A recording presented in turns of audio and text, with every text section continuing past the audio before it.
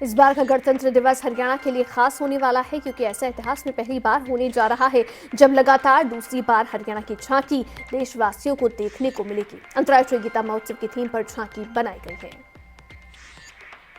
26 जनवरी को गणतंत्र दिवस पर हरियाणा की लगातार दूसरी बार झांकी देखने को मिलेगी।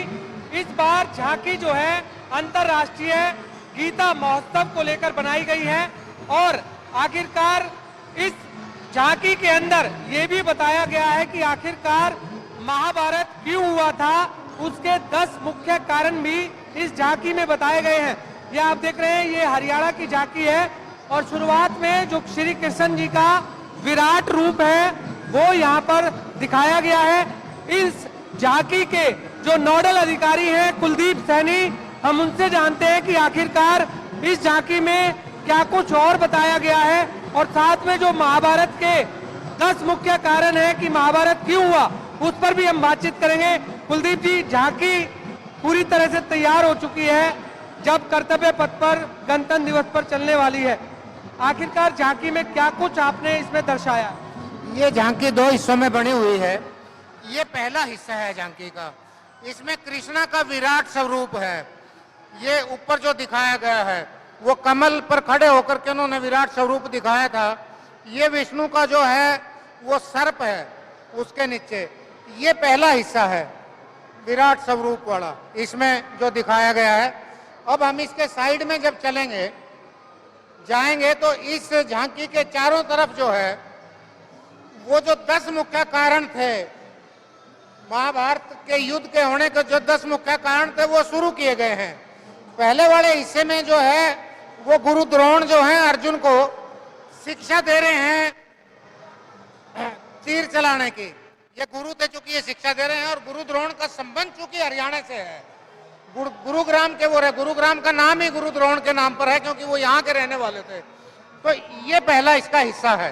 दूसरे हिस्से में क्या है, तीसरे हिस्से में क्या है, ये भी हम दर्शकों को ये दूसरा हिस्सा है जिसपे जो है रथ है, वो मोहग्रस्त अर्जुन को जो दिव्य संदेश उन्होंने दिया था वो ऊपर वो संदेश दे रहे हैं ऊपर बैठ करके। वही संदेश है जो पूरी दुनिया में फैला है और जो आज फैल रहा है।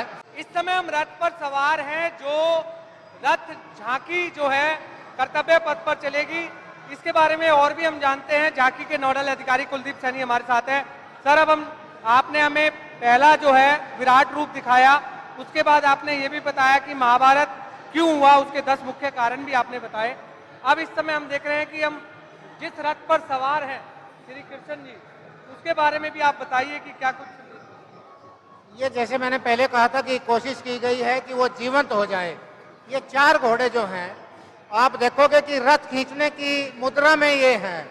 एक एक चीज, घोड़ों का मसल, घोड़ों की डायरेक्शन, घोड़ों के पैर किस तरह से उठे हुए हैं, वो सारी कोशिश है कि रथ खींचते हुए घोड़ा जिस उसमें होता है, अवस्था में होता है, वो सारी अवस्थाएं इसमें दर्शाई गई है घोड़े के खींचते हुए की। देख रहे हैं कि जिस तरह का असली घोड़ा होता है वही चीज जो है यहाँ पर वो बनाई। वो घोड़ों के सारों के साइज एक जैसे हैं और अगर 4 घोड़े किसी रथ में जुटते हैं तो चारों को जब आगे बढ़ने के लिए वो उनकी पैरों की दिशा कैसी होगी वो सारा दिखाया गया है।